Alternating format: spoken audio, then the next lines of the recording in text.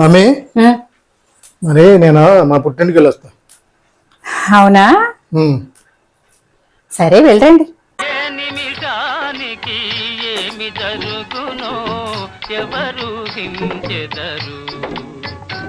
ఏమండి వెళ్తే వెళ్ళారు గాని సాయంత్రం కల్లా వచ్చేయండి.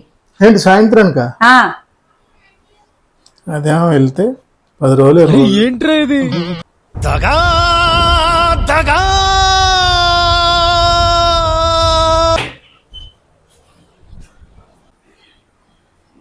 అమ్మా, ఒకప్పుడు పుట్టింటికి వెళ్తాను అని భార్యలు భర్తని పర్మిషన్ అడిగేవారు.